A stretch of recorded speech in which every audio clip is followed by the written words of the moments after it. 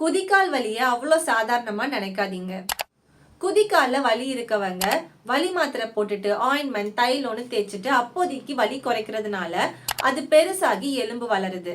அதுக்கு என்ன அறிகுறின்னு பாத்தீங்கன்னா, காலையில எந்திரிச்சதும் குதிகால்ல குத்துற மாதிரி வலிக்கும்.